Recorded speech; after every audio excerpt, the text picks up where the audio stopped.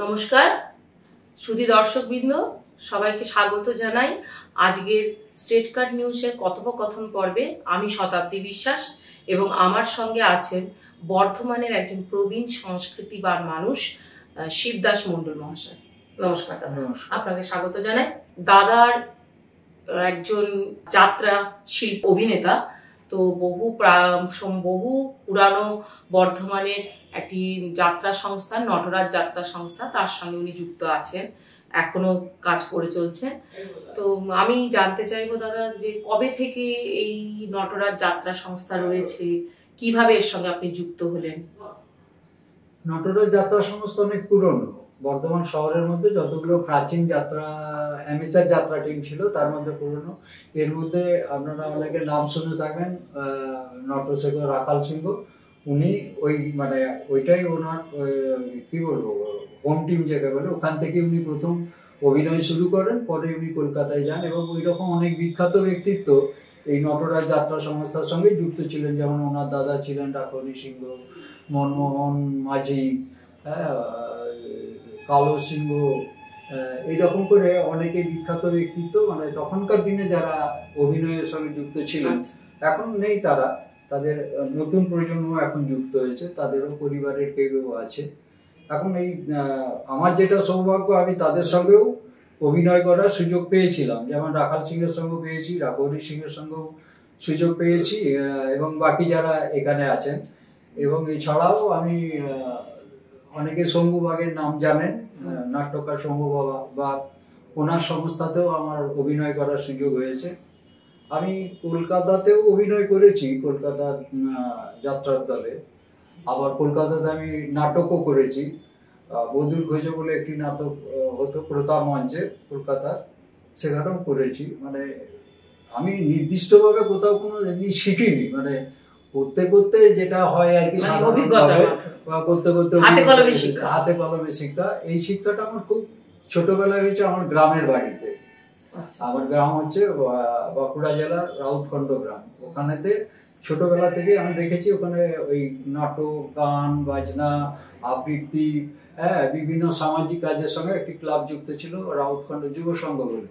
আমি পরবর্তী ক্ষেত্রে তাদের সঙ্গে যুক্ত হওয়ার ফলে নাটকেও সুযোগ পাই, যাত্রাতেও সুযোগ পাই এবং এই যে সমস্ত আবৃত্তি বা বিভিন্ন ধরনের যে সাংস্কৃতিক অনুষ্ঠান হয়, আমি যেটুকু শিখেছি আপনি যদি বলেন তাহলে আমি ওই রাউতখন্ড যুব সংঘ বলে ওইখান থেকে আমার হাতে করি এবং ওখান থেকেই আমি যেটুকু শিখেছি তারপরে চর্চা করতে করতে যেটুকু যদি কোথাও উন্নতি হয়ে থাকে তাহলে চর্চার মাধ্যমেই হয়েছে।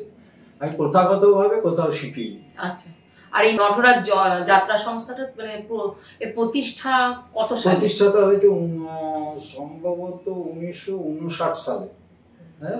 কারণ এর আগে এটা একবার রেজিস্ট্রেশন হয়েছিল, বর্তমানে রেজিস্ট্রেশনটা নষ্ট হয়ে গেছে। আমরা আগামী দিনে চেষ্টা করছি, আপনারা গেলে দেখবেন যে আমরা এখন চেষ্টা করছি যে ওই ক্লাবের আমাদের যে জায়গা আছে তার এটা ঘরও আছে, খুব প্রাইমারি এমনি টিনের ঘেরা দিয়ে টিনের চালা করা আছে। ওটাকে প্রাথমিকভাবে আরেকটু যাতে বড় করা যায়, কারণ ওখানে একসঙ্গে এই মুহূর্তে 3 রকম অনুষ্ঠান হয়। 3 রকম কি বলবো, প্রশিক্ষণ হয়। একটা বাচ্চাদের নাচের হচ্ছে, তারপর আমাদের নাটকের একটা টিম আছে, আমরা নাটকও করি বিভিন্ন জায়গায়। আমরা কম্পিটিশন কম করি, কলসও বেশি করি। আর যাত্রা সংস্থা আছে, আমরা প্রতি বছর যে মোটা শিবতলায়, যেখানে বর্ধমানেশ্বর শিবতলায় প্রতি বছর, এখন এই বছর থেকে 3 বার ওখানে অনুষ্ঠান হয়। একটা হচ্ছে আপনার এই 25শে শ্রাবণ জল আনা, কাটোয়া সহ বিভিন্ন জায়গা থেকে অনেক হাজার হাজার মানুষ জল নিয়ে আসেন। ওই দিনটা বাবার জন্মদিন হিসাবে পালিত হয়। আর আপনার তারপরে শিবরাত্রির সময় ওই 3টে যে বছরে যে 3টে বড় বড় উৎসব পালিত হয় বর্ধমানেশ্বরের স্থানে, সেখানে আপনাদের যাত্রাটা অনুষ্ঠান হয়। হ্যাঁ, আমাদের সেখানে যাত্রাও হয়, নাটকও হয়।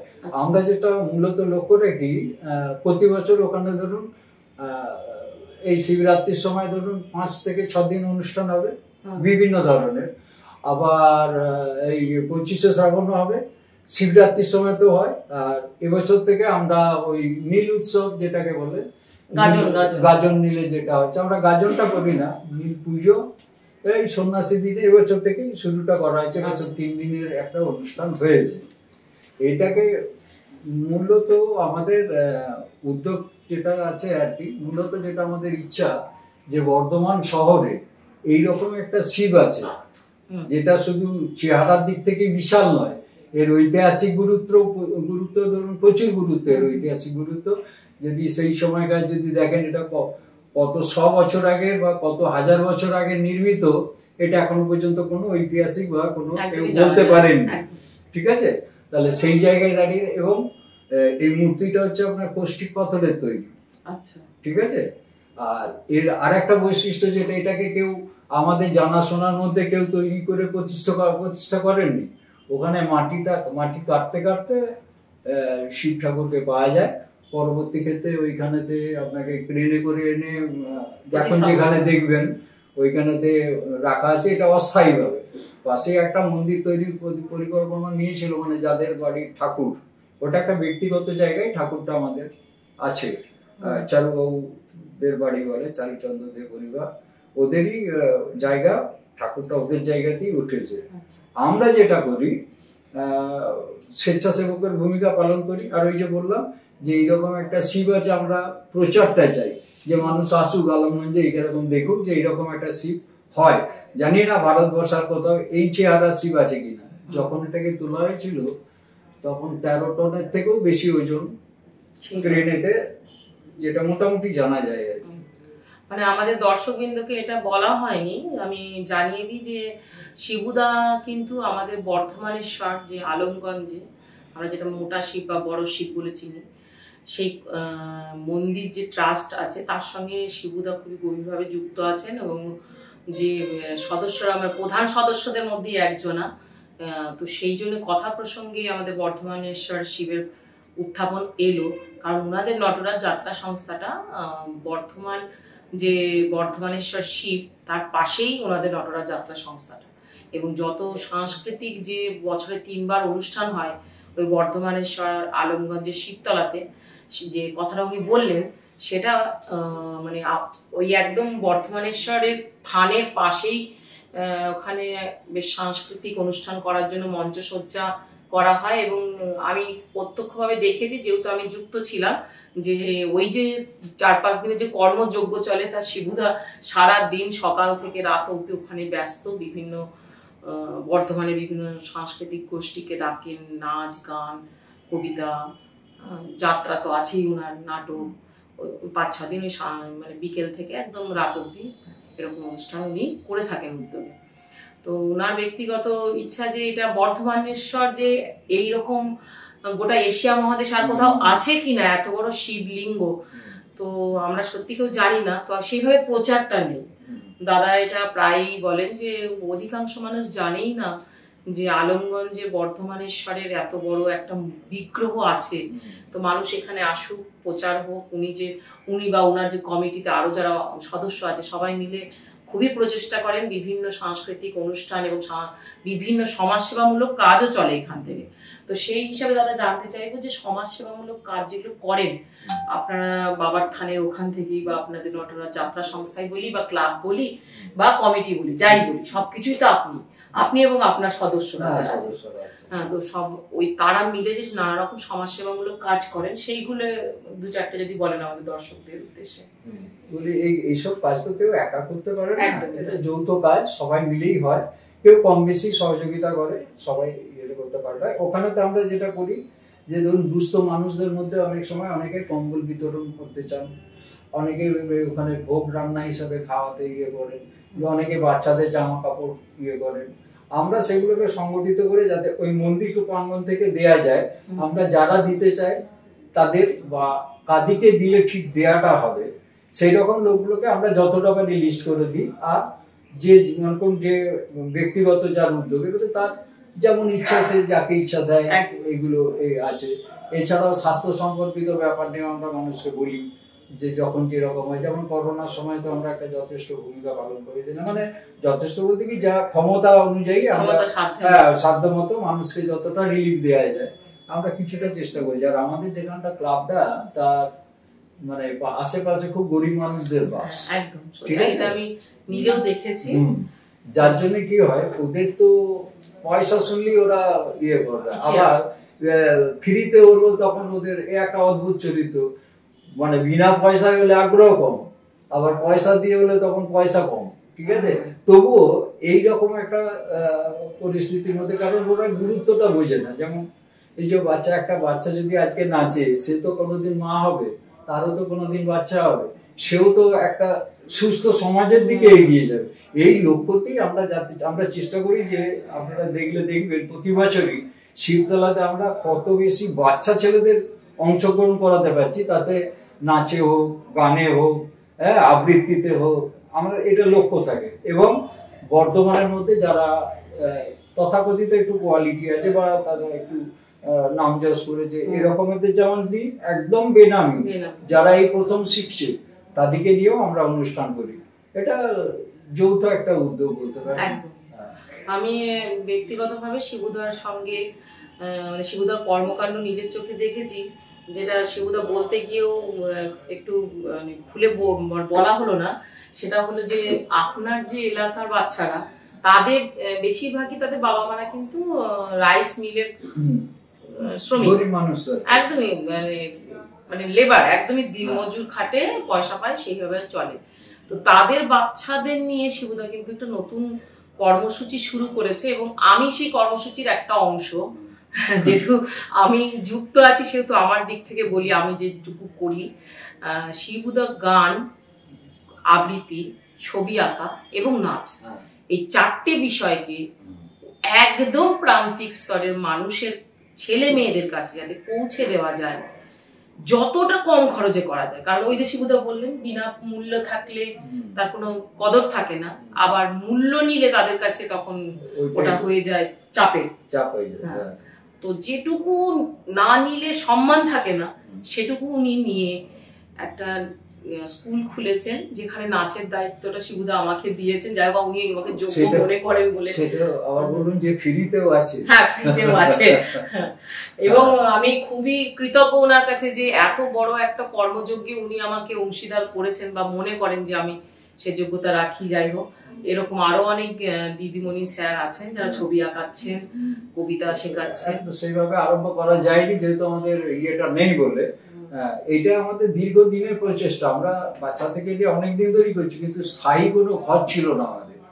একটা স্থায়ী ঘর না থাকলে তো বাচ্চারা জল এলো, আপনি তো একদিন এই তো কদিন দেখলেন প্রত্যক্ষদর্শী, হঠাৎ ঝড় জল এসে গেল, তাহলে আমি অতগুলো বাচ্চা নিয়ে দাঁড়াবো।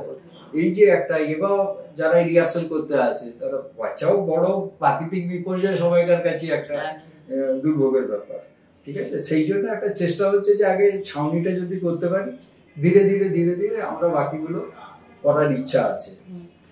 ইচ্ছা তো শিবুদা অনেক কিছুই আছে, সব থেকে বোধহয় বাধা হয়ে দাঁড়ায় অর্থটা। তো এই অর্থে কি ব্যক্তিগত কারো সাহায্য পান? না, এটা হয় অনেক সময় যে একক কোনো ব্যক্তি চাঁদা দিয়ে দিল, তাকেই সভাপতি করা হলো বা কিছু হলো, সে কিছু করুক আর না করুক। কিন্তু আমাদের এখানে এই সিস্টেমই নেই।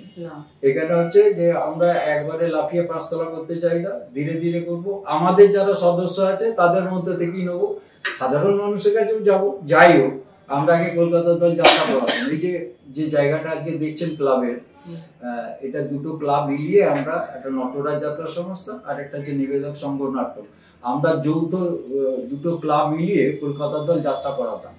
হ্যাঁ, সেখানে আমরা প্রায় 30-35 নাইট যাত্রা করেছি 20-25 বছরে। এবং সেইখান থেকে যে পয়সা লাভ হয়েছিল, সেইখান থেকে সেই লাভের পয়সা দিয়ে দুটো ক্লাবের জায়গা কেনা আছে।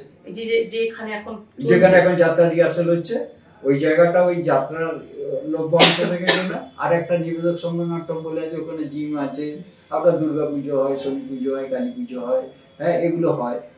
ওটাও ওই আমাদের যাত্রা করানোর যে লভ্যাংশ ছিল, সেই লভ্যাংশ থেকে এগুলো করা হয়েছে। নাট্য সংস্থাটাও আমাদের তৈরি করা, মানে তুই আমার বললে ভুল হবে, আমি ছিলাম ওখানে আর কি শুরু থেকেই। ওটা প্রতিষ্ঠা করা, পরে ওটা রেজিস্ট্রেশন করা হয়েছে, এখন সরকারি অনুদান পায়। কিন্তু আমরা কোনো কারণে আমি ওই ক্লাব থেকে এখন বিচ্ছিন্ন, যদিও কিছু কাজ আমাকে এখনো করে দিতে হয়। আবার এই যাত্রার সঙ্গে আমি যুক্ত আছি। এইটা এখন চেষ্টা করছি যাত্রাটাকে যতটা পারা যায়, যাত্রার সঙ্গে যেহেতু আমাদের নাটকও আর একটা নাটক আলাদা টিম আছে বর্ধমানের সংস্কৃতি সংস্থায়, এই একই কাছে আমরা রিহার্সাল করি। সেই জন্য আমাদের এখন চেষ্টা আছে যে এইখানটায় একটা অন্তত কিছু করতে গেলে আপনাকে একটা সেট চাই। একদম। হ্যাঁ, সেই সেটটাকে আগে লক্ষ্য আছে। এখন যেটা আছে ওইটা খুব একটা মানে ভরসা করা যায় না, সেই জন্য এই লক্ষ্য নিয়ে এখন হচ্ছে। আমরা আগে এখানে তো ধরুন চিড়িয়াকলের শ্রমিকদের নিয়ে আমরা যাত্রা করেছি, নাটক করেছি। রাইস মিলের শ্রমিকদিকে নিয়ে আমি যাত্রা করেছি। মানে আমরা সেখানে রাখাল সিংহ ছিলেন, উনি ডিরেকশন দিয়েছেন আমার কথা মতো এসে। ঠিক আছে, এই সৌভাগ্যগুলো হয়েছে এই কাজটা করতে, সেই সমস্ত মানুষগুলোর সঙ্গে মেশার সুযোগ পেয়েছি। এইটা যদি আমার না থাকতো তাহলে তাদের কাছে আমি তো এই মানে হয়তো আমার পাড়ার লোক আমি মেশার সুযোগ পেতাম, কিন্তু উনি আমাকে একটা পারিবারিক মানে কি বলবো ঘরের ছেলের মতনই দেখতেন। আমার থেকে যদিও বয়স একটা ভালো গিয়েছিল, তবু উনি যখন যে বছর যে নাটক লেখা হতো যাত্রা, উনি আমাকে পড়ে শোনাতেন বা বলতেন, আমি আমার মতো করে মতামত দিতাম। বিভিন্ন নাট্যকার নাটক লিখতেন, হ্যাঁ, তাদের সঙ্গে ওই সুবাদী পরিচয় হওয়ার সুযোগ হয়েছে। ভালো ভালো নাট্যকার, ভালো ভালো শিল্পী, যেমন বীণা দাশগুপ্তা, অরুণ দাশগুপ্তা, হ্যাঁ, এদের সঙ্গে আমার ওই দাদার সোর্সেই, রাখালদার সোর্সেই আমি তাদের সঙ্গে পরিচিত, তরুণ কুমার, এদের সঙ্গে পরিচিত হওয়ার সুযোগ পেয়েছি। আপনারা জানেন যে এইখানেতে বীণা দাশগুপ্ত অ্যাক্সিডেন্ট করে মারা গেছিলেন আমাদের বর্ধমানেতে, হ্যাঁ, যাত্রা শিল্পী বীণা দাশগুপ্ত। তো যেদিনে মারা যান রাখালদা, আমি সারাদিন এইখানে ছিলাম শ্মশানে, এই কি বলে থানাতে, এবং ওদের বাড়ির লোক, যাত্রা ইন্ডাস্ট্রির লোক, প্রচুর লোকজন এসেছিলেন। মানে যতক্ষণ না বডিটা গেছে, দাদা সবসময়ই এইটা মানে ওখানে থেকে ওই ব্যাপারটাকে যতটা আমরা লোকাল লোক হিসাবে আমাদের যতটা করা, যেহেতু দাদাকে ওরা চেনে, কলকাতার লোক দাদা, ওরা তো আমাকে চেনে না, বললো চল শিবু এটা করতে হবে। আমার দ্বারা যতটা হয়েছে আমি চেষ্টা করেছি। হ্যাঁ, এগুলো তো করতেই হয় না। শিবুদা, জানতে চাইবো যে যাত্রা নিয়ে তো আপনার সেকালের বর্তমানের ধারণা, এই বর্তমান বর্ধমানের যাত্রা শিল্প কিরকম, দুটোই শুনলাম আপনার কাছে। কিভাবে যাত্রায় এলেন, আগের দিনে যাত্রা কেমন ছিল, তো যাত্রা নিয়ে আপনার কিছু ভবিষ্যৎ পরিকল্পনা আছে? কিছু ভেবেছেন যে যাত্রা যেভাবে অবলুপ্ত হয়ে যাচ্ছে আমাদের সংস্কৃতি ধারা থেকে? এই মাঝেতে আমরা একবার সংস্থাগতভাবে, আর তখন রাখালদার স্ত্রী গৌরী দেবী জীবিত ছিল, রাখাল সিংহের স্ত্রী, আমরা গেছিলাম মন্ত্রী স্বপন দেবনাথের কাছে, যে বর্তমানে যাত্রা শিল্পী, উনি যাত্রা শিল্পী প্লাস মন্ত্রী, নাটক করেন, এখনো যাত্রা করেন। তো ওনার সঙ্গে রাখালদাদের একটা পারিবারিক সম্পর্ক দীর্ঘদিনের। উনি আমাকে বললেন চল শুধু যাই, দেখি বলি আমাদের এখানটায় একটা রেজিস্ট্রেশনটা যাতে করা যায়, আর একটা এখানে ভালো নাট্য মানে যাত্রার চর্চা কেন্দ্র, হ্যাঁ, তাতে তো যাতে সব শিল্পীদের নিয়ে তাতে ওই ওয়ার্কশপ টাইপের হোক বা যাই হোক, এই ধরনের একটা চিন্তা ভাবনা ছিল। কিন্তু সেটা তো বৌদি হঠাৎ মারা যাওয়াতে ওই পরিকল্পনাটাও এখন আপাতত বন্ধ। তবে আমাদের ইচ্ছা আছে যেটা, যে বর্তমানে যতগুলো অ্যামেচার আছে, অন্তত এখন যেটা লক্ষ্য আমাদের, যে বর্তমানে যে কটা অ্যামেচার এখনো আছে যারা এই চর্চার সঙ্গে যুক্ত আছে, তাদেরকে নিয়ে একটা নাটক, এখন একটা যাত্রা করতে গেলে 30 থেকে 35,000 টাকা মিনিমাম খরচ আছে এক না এক যাত্রা করতে। এখন সেই জন্য অনেক অ্যামেচার টিম উঠে যাচ্ছে। এই যে একটা ক্রাইসিস দেখা দিয়েছে, এই ক্রাইসিসটাকে কিভাবে বেরোনো যায়, এটা আমরা একটা ইচ্ছা আছে যে ওই সব টিমগুলোকে এক কাছে করে ওদের সঙ্গে একটা মতামত নিয়ে যে যৌথভাবে কিছু করা যায় কিনা, এরকম একটা চিন্তা আছে। যারা এখনো না, যারা যে সমস্ত টিম এখনো অভিনয় করছে, যারা যুক্ত আছে এখন, কিন্তু এই যে ব্যয় সাপেক্ষ বলে, হ্যাঁ ব্যয় সাপেক্ষের জন্য উঠে গেছে। মাঝেতে একদমই বন্ধ হয়ে গেছে, মানে কি বলবো আপনাকে, 80% বন্ধ হয়ে গেছিল, আবার চালু হচ্ছে এখন। কলকাতা দলই বলুন, লোকাল অ্যামেচার গুলো এরা আবার শুরু করেছে। আচ্ছা, আমি ব্যক্তিগতভাবে বলি যে আমি যাত্রা এবং নাটকের মধ্যে খুব একটা পার্থক্য বুঝি না, এটুকু বুঝি যাত্রা একটু দীর্ঘমেয়াদী, আর নাটকটা তার থেকে তুলনায় সংখ্যায় মানে পরিসরে ছোট। আর যাত্রা আর নাটকের মধ্যে কি মানে এটা কি আরো কিছু পার্থক্যটা মানে বর্তমান যুগে যাত্রা নিয়ে এত কম, আমি খুব ছোটবেলার স্মৃতি থেকে যেটুকু জানি, মানে খুব ছোটবেলায় আমি যাত্রা দেখেছি, তাও মানে সেটা নিয়েও বেশি কিছু মনে নেই, মানে তো সে 3-4 এর টাইমে। মানে যাত্রা এবং নাটকের মধ্যে বেসিক পার্থক্যটা যদি বলেন আমাদের দর্শকদের। দেখুন, যাত্রা নাটকের তো একটা পার্থক্য আছেই। নাটকটা হয় একটা হলের মধ্যে, আর যাত্রাটা হয় খোলা মঞ্চে, যার জন্যে যাত্রার বলা চলা হ্যাঁ সবই একটু উচ্চ গ্রামে হয়, জোরে বলতে হয়, হ্যাঁ, আর আঙ্গিকটাও থাকে বড়।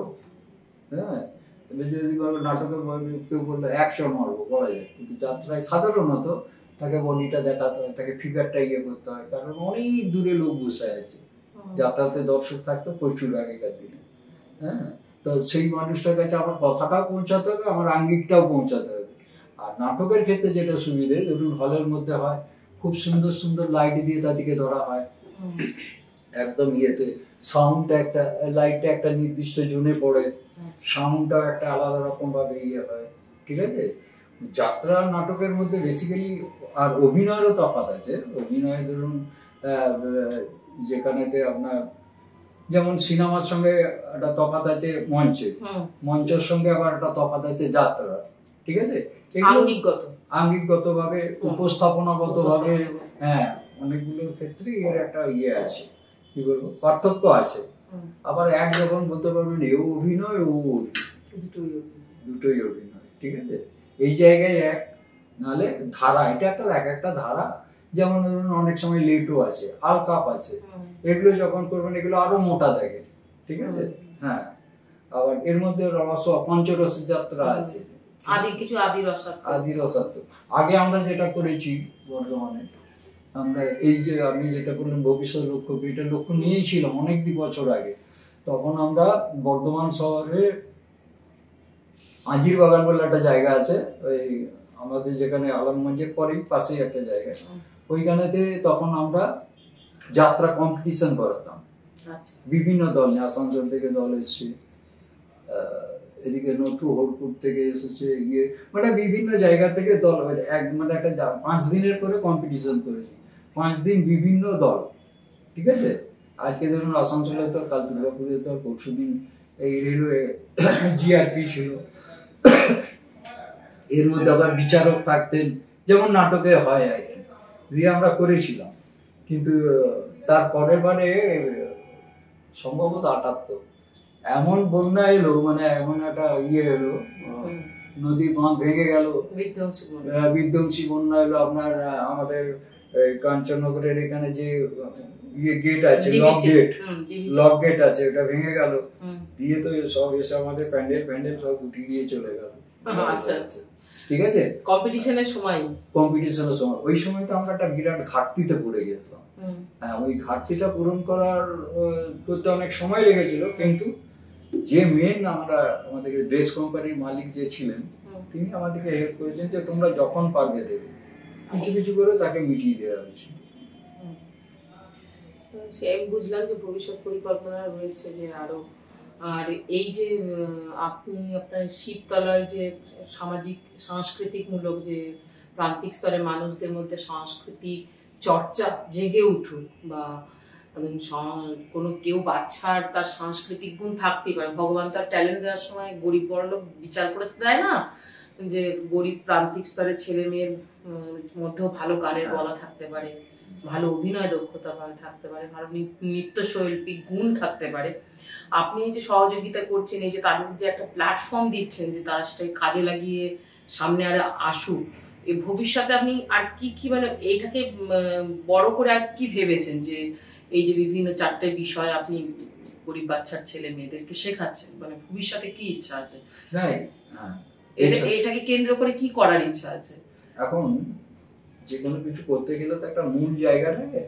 আগে আমরা ওখান থেকে পত্রিকাও বার করেছি, ঠিক আছে, নিয়মিত আমাদের সাহিত্য সভা হতো। হ্যাঁ, আমরা ওখান থেকে পত্রিকাটা বার করার ইচ্ছা আবার আছে। যে এই ওখানে আমরা যেমন স্থানীয় কবিদেরও নিয়েছি, তেমনি যারা কথিত যশা শিল্পী তাদের লেখাও নিয়েছি, তাদের সঙ্গে আমাদের যোগাযোগ ছিল, কিন্তু মাঝে আমরা এটা করতে পারি, ধারাবাহিকতাটা রাখতে পারিনি। কয়েক বছর করেছিলাম, পরাগ মধুপ বলে একটি পত্রিকা আমরা বার করতাম, কিন্তু সেটা এখন হয়তো। আমাদের একটা ভ্রাম্যমান নাচের দল ছিল, গানের দল ছিল, আমরা বিভিন্ন জায়গায় রাস্তাতেও গান করেছি, পথসভা যেমন হয়, পথনাটিকা। একটা টাইমে তো খুবই হতো পথনাটিকা, যা এখন বিলুপ্ত প্রায়।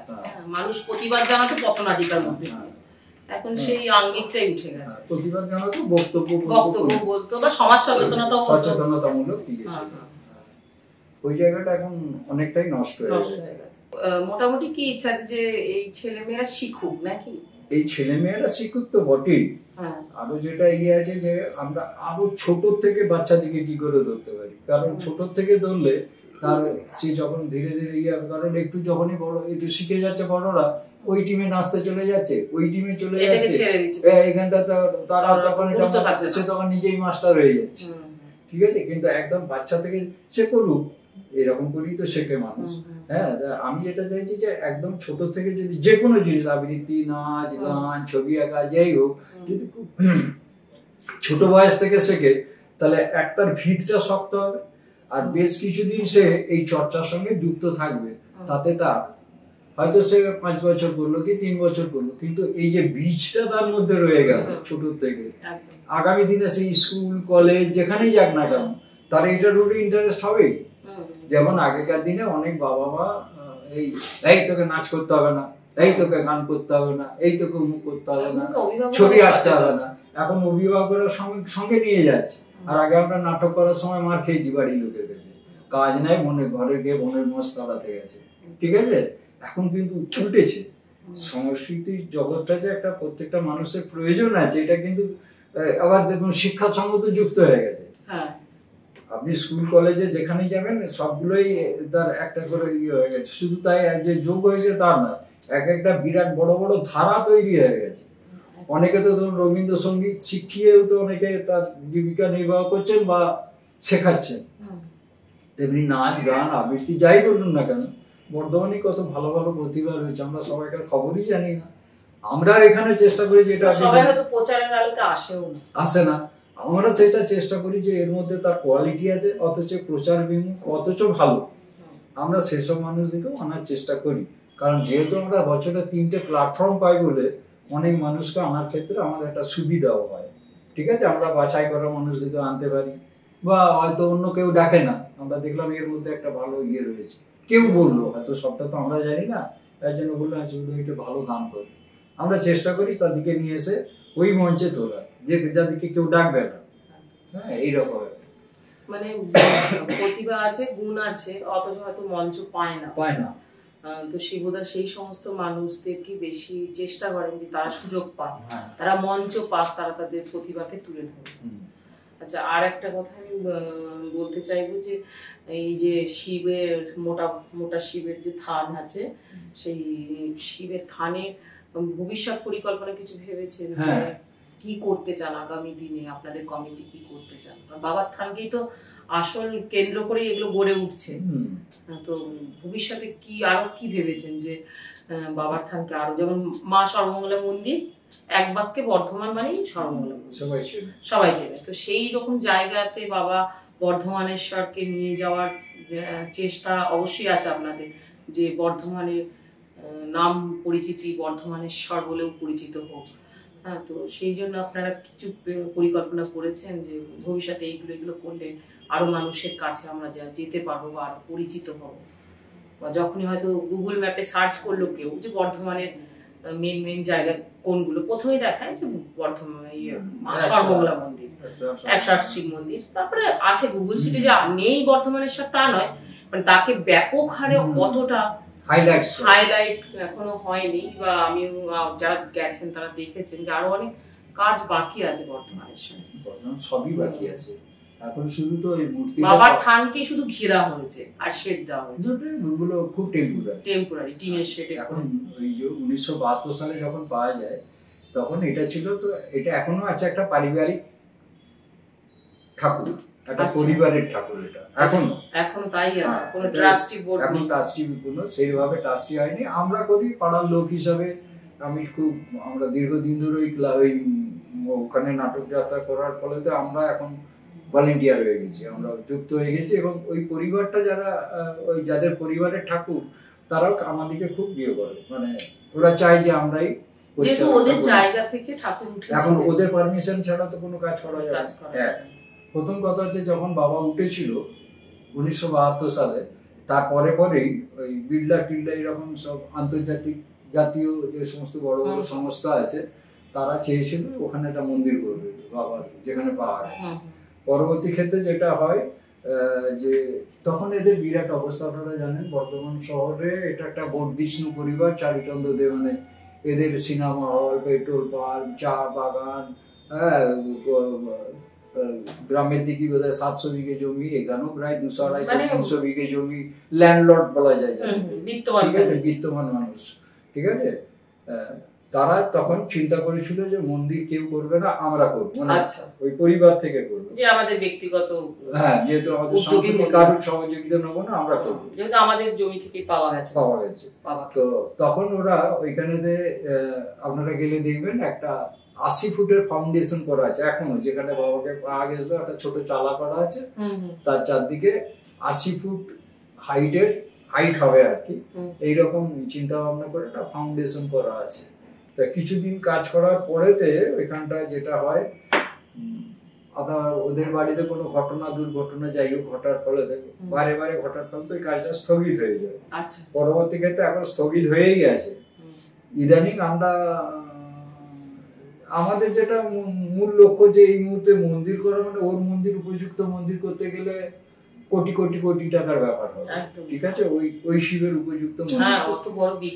এখন যেটা আমরা যেটা চেষ্টা করি, যেটা যে এখনো পর্যন্ত যে সমস্ত মানুষরা এইখানে এসে পৌঁছাচ্ছেন তাদের পরিষেবা দেওয়াটা, ঠিক আছে, মূলত যারা এখনো পর্যন্ত আসছেন তাদের পরিষেবা দেওয়াটা, আর মন্দির নির্মাণের, আর যেটা হচ্ছে যে মন্দির চত্বরটা যেটা রয়েছে, ওই মন্দির চত্বরটাকে আরো কত পরিচ্ছন্ন করা যায়, যারা পরিষ্কার পরিচ্ছন্ন রাখা যায়, যারা ভক্ত বা পূজারী যারা আসছেন তারা যাতে ওইখানটা একটা খুব শান্তির জায়গা পায়, এরকম একটা ইচ্ছাচার এখন, মানে পরিবেশ পরিস্থিতিটাকে একটু বেশি ইয়ে করার ইচ্ছা আছে। যদি যার দেখবেন যে দক্ষিণ দিকটা কোনো প্রাচীর নাই, মানে খোলা আছে রাস্তা, আমাদের ইচ্ছা আছে যে আগে ওইটাকে করে তারপরে কিছু গাছ লাগানো। এটা হচ্ছে এখন ভবিষ্যৎ পরিকল্পনা যদি বলেন আমাদের স্বেচ্ছাসেবকদের পক্ষ থেকে।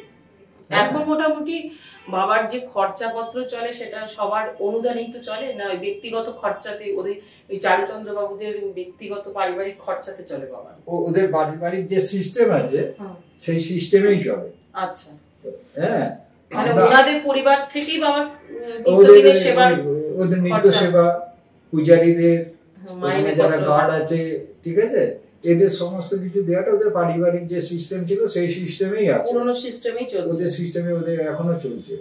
আমরা যেটা করি উপর থেকে ধরুন যখন বিশেষ বিশেষ অনুষ্ঠান, ওই যে বছরে 3 বার যেটা হচ্ছে, ওই সময়টাই আমরা সবাই মিলে চাঁদা দিয়ে ইয়ে করে, এবছর এরকম হয়েছে, 4 বছর একটু ভালো করবো, আগামীবার একটু ভালো করবো, আর যারা আগত ভক্তদের একটু পরিষেবা। আপনার যদি যান 25শে শ্রাবণ দেখবেন এখানে অনেক খাবার বন্যা লেগে যায়, এত মানুষ খাওয়ায়, যেটা আগে ছিল না, আস্তে আস্তে বাড়ছে। এটা আগে আমরা শুধু ওই বাবার যে পায়েস হতো ভোগের ওইটাই খাওয়াতাম, এখন অনেক মানুষ নিজেদের উদ্যোগে, কেউ পায়েস করে আনছে, কেউ খিচুড়ি করে আনে, কেউ পোলাও করে আনে, কেউ লুচি বোঁদে, মিষ্টি, মানে কেউ যার যেমন ক্ষমতা, কেউ হয়তো 2000 লোক খাওয়ালো, তার শেষ, সে চলে গেল। আবার কারো ক্ষমতা যে 500 লোক খাওয়াবার, তার শেষ, যা আয়োজন করে এনেছিল দিল, শেষ। মানে সকাল থেকে রাত পর্যন্ত খাওয়ার কোনো শেষ থাকে। এগুলো সব খাওয়ানোগুলো ব্যক্তিগত মন্দির ট্রাস্টি থেকে আমরা শুধু ইয়েটা করি, বাবার যে নিজ ভোগটা হয় ওইটা করি, ওইটা আপনার ধরে নিন আপনার পায়েস যেটা পরমান্ন পায়েস যেটা হয়, 15-16 হাজার লোক তো মিনিমাম পায়। এবারে আমরা ওই পয়সাটা খরচা আছে তো, ওটার জন্য একটা ইয়ে করে একটা কিছু পয়সা নিয়ে আমরা প্রসাদটা কিছুটা বিক্রি করি, বাকি আপনার 90 ভাগই বিলিতে হয়, বিলি করা, যতক্ষণ তাকে বিলি করা হয়। দর্শক বিন্দুদের উদ্দেশ্যে জানাবো যে আমরা আলোচনার একদম অন্তিম পর্যায়ে এসেছি। তো তো জানলাম আমরা বাবার থান সম্বন্ধে, জানলাম দাদার ভবিষ্যৎ পরিকল্পনা শুনলাম, বাবার থান কিভাবে এলো, আগামী দিনে বাবার থানকে নিয়ে শিবুদা নানা রকম কর্মসূচি করতে চায় তাদের সদস্যবৃন্দদের সঙ্গে, তার সামাজিক কাজগুলো দেখলাম, প্রান্তিক স্তরের বাচ্চাদের নিয়েও কাজ দেখলাম। এবার যেটা শেষের দিকের প্রশ্নের মধ্যে আপনাকে একটা যেটা জানতে চাইছি, যে বর্তমান যুগে ছেলে মেয়েদের দেখুন যাত্রা নাটক কোনো আগ্রহ নেই।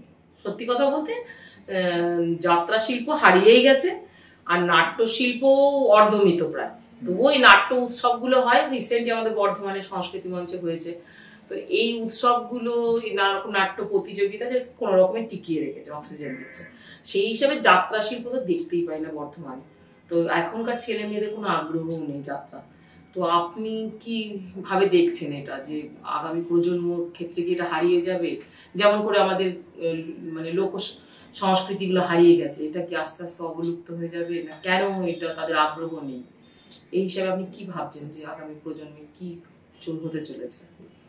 হ্যাঁ, যেটা বিষয় হচ্ছে যে যেভাবে ব্যান্ড কালচার হচ্ছে, মানে নানা রকম ছোট্ট ছোট্ট ব্যান্ড, গানের ব্যান্ড, নাচের গ্রুপ, এগুলো তৈরি হচ্ছে, কিন্তু যাত্রা শিল্প নিয়ে তো আমাদের আগামী প্রজন্ম কিছু ভাবছেই না। কারণ আছে, কারণ হচ্ছে যেটা যে আগেকার দিনে মানুষের হাতে প্রচুর সময় ছিল, আর এই যাত্রা নাটক করতে গেলে যারা অ্যামেচারে করে পাড়ায় ইয়েতে, তাদেরকে প্রতিদিন সন্ধ্যের দিকে একটা টাইম দিতে হয়, বা কেউ সপ্তাহে গিয়ে করে, মানে একটা আলোচনা সভা বসতে হবে। না, আলোচনা না, কেউ হয়তো সপ্তাহে 3 দিন করলো রিহার্সালটা, কেউ হয়তো কন্টিনিউ একসঙ্গে 1 মাস করে পরে শো করলে, যে যেরকম গ্রাম, যে গ্রামে যেরকম কম্পোজিশন বা তাদের যেরকম সেটা। এখন হয়ে গেছে যেটা যে সময়টা একটা ফ্যাক্টর হয়ে গেছে আজকের দিনে। এখন 2 ঘন্টা 3 ঘন্টা ধরুন রিহার্সাল করতে গেলে 2-3 ঘন্টা টাইম লাগবে, এক। দ্বিতীয় হচ্ছে একটা যাত্রা মানে 17-18 জন শিল্পীকে নিয়ে হয়। একটা নাটক সাধারণত 2 জন 3 জন 4 জন শিল্পী, 6 জন 8 জন 10 জন নাটকও বেশি করা যায়, হয়। হ্যাঁ, তবে তুলনামূলকভাবে এখন নাটকের ইয়েটা বেড়েছে কিছুটা, হলো মাঝখানে যতটা গেছিল, এখন নাটকের ধারাটা প্রায় হয়ে গেছিল, সেটা উঠেছে। আবার একটা জিনিস যদি খেয়াল করেন, যাত্রা নিয়েও মাঝখানে কলকাতার দলগুলো যাত্রা করা, মানে যাত্রা পালা পাওয়ার, মানে শো পাওয়ার সংখ্যা অনেক কমে গিয়েছিল।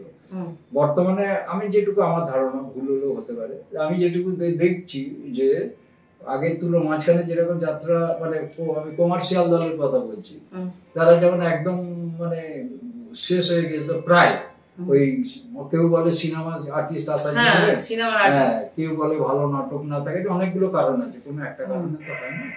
তো যাই হোক, তো এর ফলে যেটা হয়েছে, এই যে এই সময়টা আজকের দিনে মানুষের হাতে খুব কম, যে ব্যস্ততার জন্য মানুষ। আর দ্বিতীয় কারণ হচ্ছে যেটা, যে এটা মনে হয় বিচ্ছিন্ন সময় না, বিচ্ছিন্নতাবাদের সময়, মানে কোনো দেখবেন দুজনে পাশাপাশি বসে আছে, 2 বন্ধু, হ্যাঁ, সে দেখবেন কারোর সঙ্গে কারোর কথা নাই, ও নিজের মতো ঠিকঠাক টিপে যাচ্ছে, ও নিজের মতো ঠিকঠাক, এটা আগে ছিল না। ডিজিটাল স্ক্রিনে এত বেশি আমরা বাচ্চাদিকে মানে রাগারাগি করি, তো বাচ্চারা বেশি দেখলে ইয়ে করি। আপনি যে কোনো একটা বয়স্ক মানুষও খেয়াল করবেন, যারা একটু কাজকর্ম কম আছে, সে কিন্তু কাজ যখন করছে না তখন ওটাই টিপে যাচ্ছে। মানে এটা এখন এই যুগের একটা, কি বলবো, এটা যুগের হাওয়া বলতে পারেন, ঠিক আছে। এখন দেখবেন সেই ছেলেমেয়েরা, নতুন করে ছেলেমেয়েরা আপনার এই এই এই মানে যাত্রার ইয়েতে আসতে চাইছে না, এক সময়। দ্বিতীয় হচ্ছে প্রচুর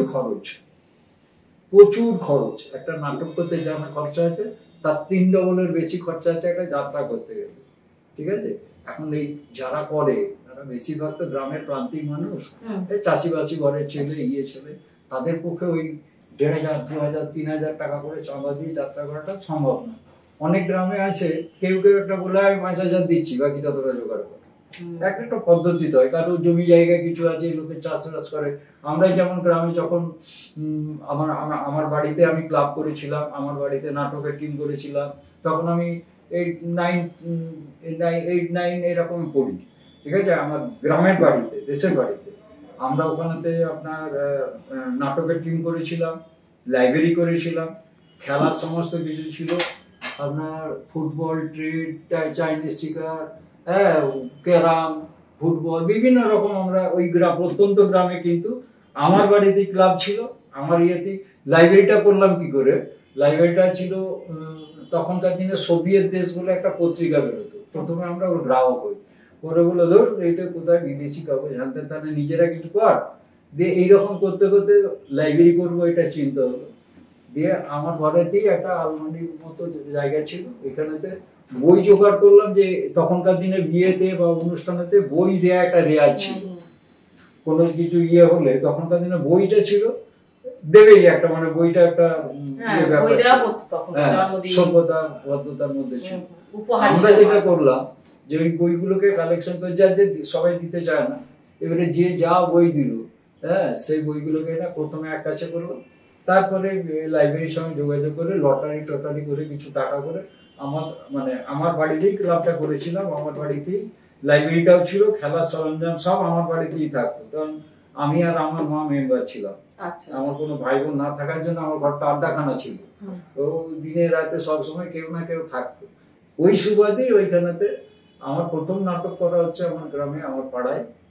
আর তারপর আমার শিক্ষা হচ্ছে ওই যুব সংঘ বলে একটি আছে, ওখানে আমি শেখার পরেতে মানে মোদ্দা কথা যে বর্তমান যুগে ছেলে মেয়েরা যাত্রা শিল্পের থেকে হারিয়ে যাচ্ছে বা তাদের আগ্রহ বেশি প্রকাশ পাচ্ছে না, তার প্রধান কারণ হচ্ছে তারা খুব ব্যস্ত, সময় কম, আর দ্বিতীয় হচ্ছে ডিজিটাল স্ক্রিনের এত বেশি ব্যবহার, যা প্রবীণ নবীন সবার ক্ষেত্রে সবাইকার এই প্রভাব সবাইকার মধ্যেই পড়েছে। আমি যে শুধু বাংলাতে নাটক করেছি তা নয়, আমি বাংলা করেছি, হিন্দি করেছি, হিন্দিতেও নাটক করেছি। কাদিকে নিয়ে করেছি যারা চিড়ে কলে কাজ করতো, আগে জানেন আপনারা মানে যারা একটু আগেকার দিনে আলামগঞ্জকে চেনে তারা জানে ওই আলামগঞ্জেই বোধ হয় 40-42টা শুধু চিড়া কল ছিল, চিড়ে তৈরি করার কল ছিল 40-42টা ওই এলাকার মধ্যে। রাইস মিল ছিল আপনার কম করে 35-37টা তো বটে আমাদের এলাকার মধ্যে। তাহলে তাদের যারা ওয়ার্কার ছিল, তাদের যারা ছিল, চিড়ে কলে বেশিরভাগ আছে আপনার হিন্দি ভাষাভাষী মানুষ। ওদিকে নিয়ে আমি হিন্দি নাটকও করেছি, ঠিক আছে, বিহার থেকে বই আনিয়ে তার মধ্যে কিছু কারেকশন করে করে ওরা, এবং ওদিকে নিয়ে আমি বাইরেও নাটক করেছি, দেয়ান দিকে টিয়ান দিকে এইসব জায়গাতে চিড়ে কলে। একটা প্রশ্ন আমাদের রয়ে গেল, সেটা হচ্ছে যে এই যে যাত্রা করেন বা নাটক করেন, গল্পগুলো লেখেন কি আপনি নিজেই না অন্য কোনো রাইটার? না, রাইটার তার মধ্যে আমার নিজের লেখাও থাকে খুব কম, বেশিরভাগই আমরা বাজার থেকে বই নিয়েই করি। হ্যাঁ, যাত্রার কোনো বই না, আমি নাটকের কিছু বই লেখা আছে, কিন্তু আপনার সবই যে আমার লেখা তা নয়, আমরা এমনি যে মনোনীতরও করি, বিভিন্ন রকম যাত্রা বা নাটকের বই। যাত্রা আলাদা, নাটক আলাদা। যাত্রার বই 2.5 ঘন্টা, মানে এখন 2.5 ঘন্টা বলছি, নাহলে 3 ঘন্টা 4 ঘন্টা 4.5 ঘন্টা পর্যন্ত যাত্রা। মানে তারও আগে আমরা যখন চর্চা শুরু করি তারও আগে নিয়ম ছিল যে ওই 9টার সময় আরম্ভ করতে হবে, ভোরবেলায় ছাড়তে হবে, ঠিক আছে। একটা প্রোগ্রামে আমরা অনুষ্ঠান করতে গিয়েছিলাম বাংলাদেশের বর্ডারের কাছে, ওইখানেতে আমরা যখন ঢুকছি তখন তাপস পাল ওরা সব বেরিয়ে আসছে প্রোগ্রাম করতে, তার মধ্যে মনিদা বলে বর্ধমানে আমাদের একজন ছিল, হ্যাঁ, ওর সঙ্গে তাপস পালের খুব ভালো সম্পর্ক ছিল। তো ওইখানেতে নিয়ম হচ্ছে আপনাকে সন্ধ্যেবেলায় আরম্ভ করতে হবে, সকালবেলায় ছাড়তে হবে, কারণ ওখানে বাংলাদেশ থেকেও লোক আসে বাড়ি ফেরার জন্য, তারিখের জন্য সারা রাত করতে হয়। যেমন আমাদের শিবতলাতে শিবরাত্রিটা আপনাকে, শিবরাত্রির দিনটা আপনাকে সারা রাত করতে হবে, মানে শিবরাত্রি ইয়েটা, কারণ ওইটা হচ্ছে মানুষকে জাগানো। আরেকটা হচ্ছে 24শে শ্রাবণ, যেদিনে ধরুন কাটোয়া থেকে জল আনা হচ্ছে বা বিভিন্ন জায়গা থেকে যারা দূর দূর থেকে আনছে, তাদের যাতে রেস্ট নেওয়া যায়, তাদের করার জন্য আমরা 24শে শ্রাবণ রাত্রিটাকে ওখানেতে যেমন গান সাংস্কৃতিক অনুষ্ঠানে থাকে, তাদের খাওয়া দাওয়ার ব্যবস্থা থাকে, তাদের আপনার স্বাস্থ্য সংক্রান্ত যেগুলো লাগে সেগুলো থাকে, ওইগুলোকে বর্তমানে বিভিন্ন সংস্থা এগিয়ে আসে তো সাহায্য করতে। নিশ্চয়ই আমরা বিভিন্ন সংস্থার কাছে অর্থনৈতিক সাহায্যের জন্য যাই না। আচ্ছা, মুসলিমে কিছু মানুষ করে, যারা করে তারা এখানে এসে মন্দিরে এসে দিয়ে যায়, তার মধ্যেই যা হয় তার মধ্যেই করা হয়। সব বছর যে কুলিয়ে যায় তা নয়, কোনো কোনো বছর কিছু দেনাও হয়, আবার আগামী প্রোগ্রামে তাদেরকে মিটিয়ে দেওয়া হয়। এসব বুঝতে পারছেন তো যে 6 দিনের প্রোগ্রাম, মানে 6 দিনে আমাদের প্রতিদিন 2 থেকে 3টে করে প্রোগ্রাম থাকে, তাহলে 3 6 18টা প্রোগ্রাম হচ্ছে বিভিন্ন রকম। এবং আমি ওখানে প্রোগ্রাম করে দেখেছি আপনি শিল্পীদের যত সামান্য কিছু খরচ, যাতায়াতের খরচা হোক, হ্যাঁ, কমার্শিয়াল শিল্পী হলে তাদেরকে পুরোই দিয়ে কথাবার্তা বলেই আনতে হয় যে আপনি এই পাবেন, রাজি থাকলে আসুন, না থাকলে আসুন না, আপনি দেন। মানে দেখা যায় যে বর্ধমানের তেমন কোনো বিখ্যাত প্রখ্যাত শিল্পী না, কিন্তু উনি তার যাতায়াতের খরচা বাবদ কিছু টাকা, কিছু মূল্য তুলে দেওয়ার চেষ্টা করেন, যে একেবারেই বিনা খরচে এসে অনুষ্ঠান করে গেল তা কিন্তু সেটা করেন না, বা কমিটির সদস্যরা করেন না। তার কারণ আছে, অনেকের আবার এটা জীবিকা। এই যে যেমন একজনের ডুবি তবলা বাজায়, তার ওইটাই জীবিকা, ঠিক আছে? হ্যাঁ, এবারে তাকে যদি হাতে আমি কিছু না দিই, তার সংসারটা চলবে কি? সে আমার মুখ দেখে হয়তো এলো, কিছু পাবি না, যা চলে যায় আজকে, সে চলে যাবে, মানে কিন্তু কিছুদিন পরে আর আসবে না সে। শিবুদার তরফ থেকে শিল্পীদের যে সম্মাননা দেওয়া বা তাদের কষ্টটা উনি অনুভব করেন, কারণ উনি নিজেও একজন যাত্রা শিল্পী, শিল্পীর যে সমব্যথী ব্যাপারটা ওনার মধ্যে আছে, সেটা আমি লক্ষ্য করেছি ওনার প্রোগ্রাম করতে গিয়ে। সেটা একটা আছে, আর একটা এটাও আমার শিক্ষা, এটা আমি শিখেছি কোথায়? এই যে চারুবাবুদের কথা বলছি না, আমরা প্রথমে তো একবারে কর্তৃপক্ষ হয়ে যাইনি, আমরা এমনি শিল্পী হিসেবে পাড়ার ছেলে হিসেবে ওখানে গেছি, যে ওদিকে দেখতাম ওরা কিভাবে জিনিসটা পরিচালনা করছে। পরিচালনার শিক্ষাটা আমার কিন্তু ওদের কাছ থেকে দেখে শেখা। বুঝতে পারলেন তো, যে ওরা মানুষকে, ওরা অত বড় লোক, কিন্তু কোনো মানুষকে কিন্তু যে সে যেমন মানুষই হোক, তাকে কিন্তু কোনোদিন ছোট চোখে দেখেনি বা নেগলেক্ট করা বা ইয়ে করা, ঠিক আছে? এই জায়গা থেকে বা একটা মানুষের সঙ্গে কন্ট্যাক্ট করতে হবে, একটা শিল্পী আনবো, বাইরের শিল্পী, যেমন এখানে ধানবাদ থেকেও আনতে হয়, হিন্দি ভাষাভাষী অনেক মানুষ আছে, তাদের জন্য ধরুন বাইরে হিন্দি শিল্পীও আনতে হয়, তাহলে তাকে আনতে গেলে আমাকে আগে কথা বলে নিতে হবে যে আপনি কত টাকা নেবেন। নাহলে ধরুন আপনার পরিচিত কেউ এলো, সে জানে যে আপনি বলেছেন ওখানে ঠিক সব ব্যবস্থা হয়ে যাবে, কিন্তু আমি তো জানি না কত টাকা লাগবে। টাকার ব্যাপারটা না হলে বাজেট করা যাবে না। 6 দিনের প্রোগ্রাম করাবো, 5 দিনের প্রোগ্রাম করাবো, না কম টাকা লাগে না, ঠিক আছে? সেই রকম ভাবে চিন্তা, মানে এক কথায় যে কোন একটা অনুষ্ঠান নামাতে গেলে যে পরিকল্পনাটা, সেটা বেশিরভাগটাই উনি শিখেছেন ওই চারুবাবুদের পরিবার থেকে, আরো বিভিন্ন জায়গায় করেছি, বাস্তব অভিজ্ঞতা থেকে কিছুটা শেখা হবে। একদম। কাউকে অপমান করলে যেমন গায়ে অন্য লোকের লাগে, তেমনি তো আমারও লাগে। এগুলো তো ভাবতে হয় না। একদম অন্তিম পর্বে এসে শিবুদার কাছে একটা আন্তরিক রিকোয়েস্ট করব, অনুরোধ, আমাদের দর্শক মন্ডলীর পক্ষ থেকে, আমার পক্ষ থেকে, আমাদের স্টেট কার্ড নিউজের পক্ষ থেকে, এত বছর আপনি যাত্রার সঙ্গে যুক্ত আছেন, আপনার একটা যাত্রার সংলাপ আমরা শুনতে চাইব, যেটাতে আপনি না, এইটাতে আমি অভিনয় করিনি, একটা যাত্রা সিরাজদৌল্লা নাটকের, এটাই ছোট থেকে শুনেছেন অনেক জায়গায়, এটা অনেকে দেখবেন রেকর্ড আছে সিরাজদৌল্লার ইয়ের, বিভিন্ন জন বিভিন্ন ভাবে করেছেন সিরাজদৌল্লাকে নিয়ে, তো অনেক নাটক আছে। হ্যাঁ, তারই একটা অংশ আমি আমার মতো করে এটাকে সাজিয়ে নিয়েছি, এর মধ্যে ভুলভ্রান্তি ধরলে হবে না। হ্যাঁ, সিরাজদৌল্লা আর জাফর আলী খান, মানে মির্জা কলেজ, দুজনের কথোপকথন হচ্ছে।